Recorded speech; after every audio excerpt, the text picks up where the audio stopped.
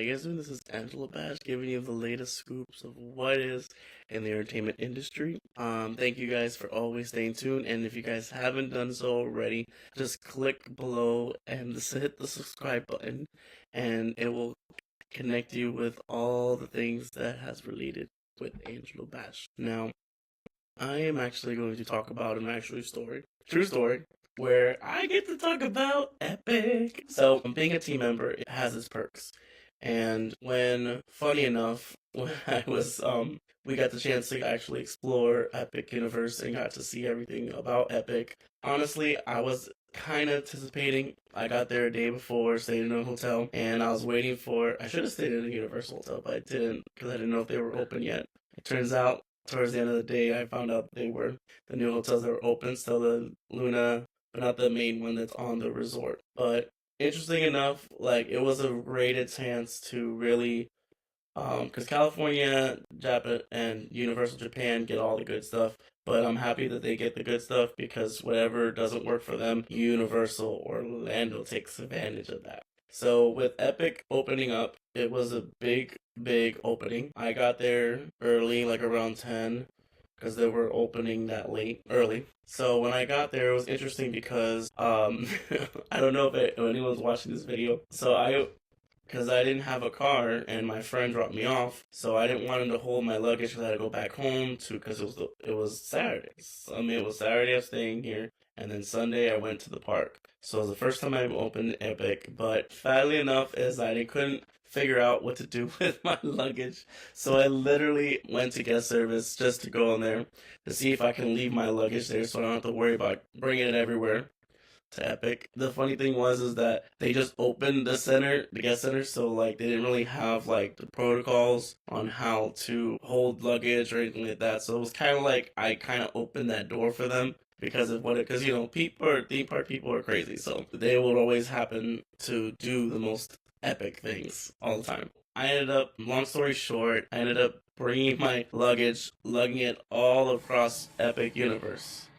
And believe it or not, it was actually funny because some people looked at me, thought I was like moving in there, and the funny thing is that like I just played along with the joke because honestly, what was I gonna do with my luggage? Just toss it aside because it had my computer, laptop, my clothes, and everything like that. So I ended up. And if anyone's watching this that is a team member that opened the first day of Epic Universe, please let me know in the comments below. But so I brought my Lovelace, and boy, once I went to the first gate, it was epic.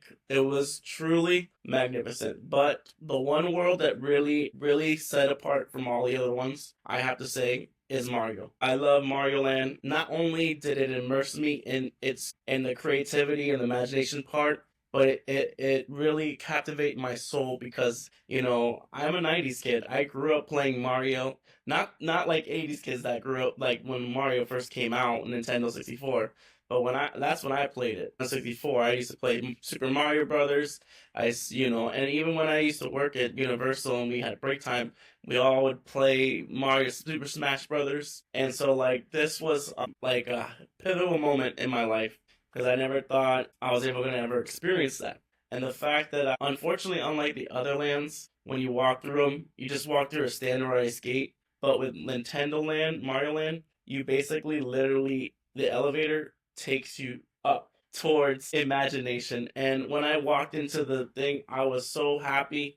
I actually got to hit the button whenever Mario would run Mario. It was really good. Also, the rides were epic. I'm saying epic a lot because there's not really a word to describe how I felt at that moment. With my blue carry-on luggage coming away like my best friend. I got to see the Mario, two of the rides were really good, but the best one was Donkey Kong, in my opinion.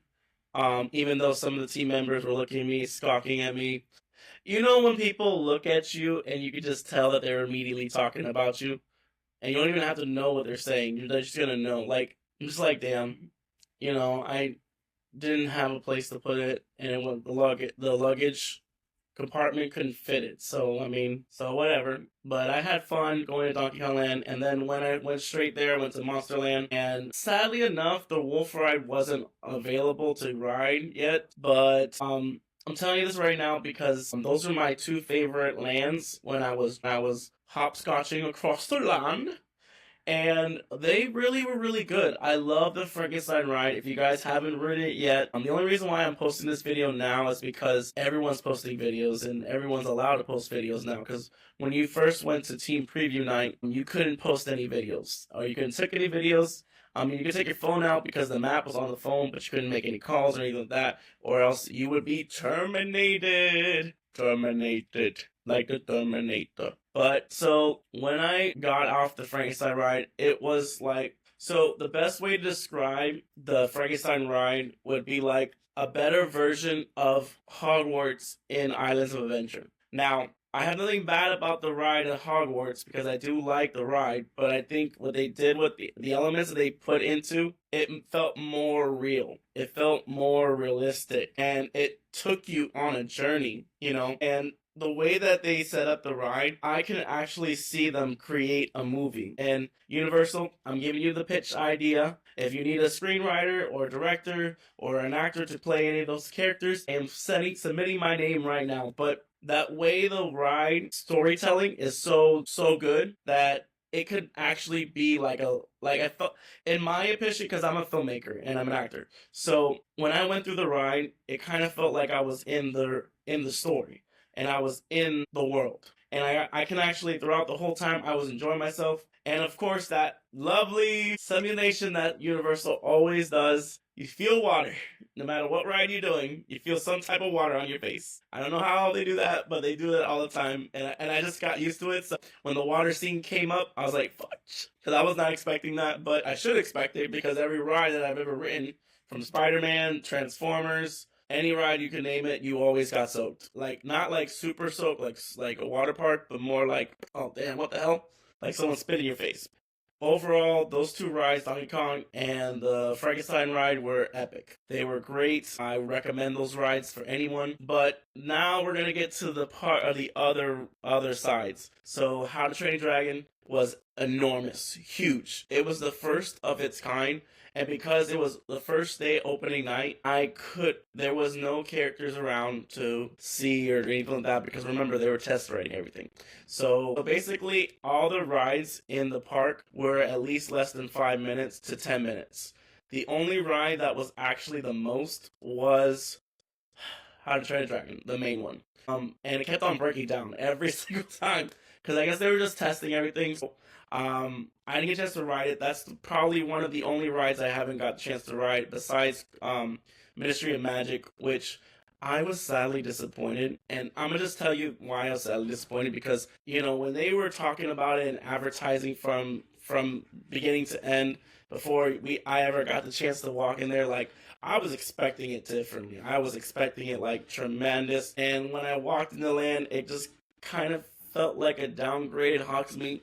And then on top of it, the ride wasn't open either. So I was just like, damn, I'm kind of disappointed. But I got the chance to go again with my family. And lo and behold, the ride was still closed. But they actually had their interactive show, the circus show. It was the best. I have not seen an immersive show, more creative show in Universal history. And what I mean by that is that I have been in Universal. I moved to Florida when I was 5 or 6 years old. And I've been coming to this park all the time. For every holiday, birthday, family vacation, we always spend it at Universal or Disney. One of the two. And SeaWorld sometimes. But I always was there whenever they opened everything. And I even remember how Universal used to be when they used to have the Nick Hotel right where the Blue Man Group is. And the Nickelodeon section, I remember all the rides that used to be there. I remember meeting Xenon and Hercules when I was a kid. So I remember everything that happened, and I've seen how it's transformed.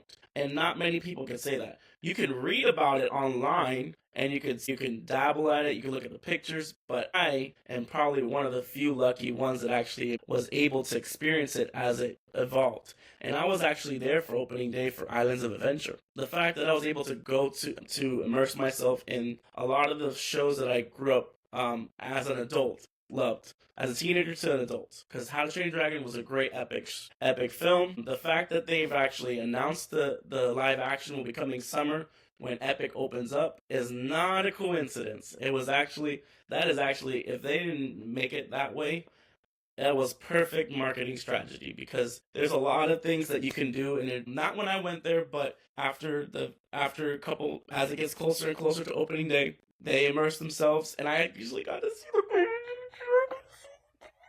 So adorable. And so the circus show was absolutely breathtaking. I recommend anyone, if you haven't done it yet, please do it. Ride Donkey Kong, ride Frankenstein. The second time I went, I got to see some familiar faces that I used to work with, and the wolf. But that time, the second time I went, half of the rides were down. So I was just like, dang it, it just sucks. But I'm just telling you right now, I'm leaving this video short and sweet to the point.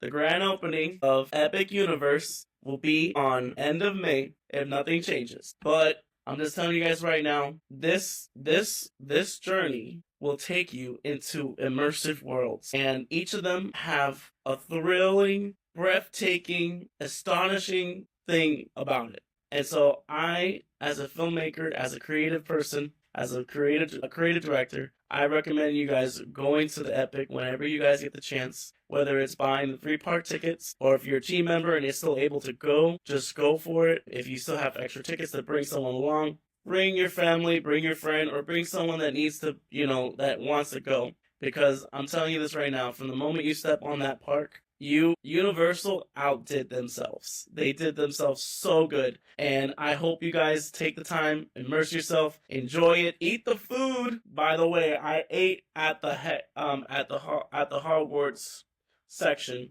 and the food was mighty good. But like I said, this is a short video. Thank you guys so much. If you actually want me to go more in detail of everything that I experienced, just shout out, comment, like, subscribe. Don't forget, you are the champions. And here's this for videos for you guys to enjoy, laugh, and have good vibes. Thank you guys. This is Angelo signing off.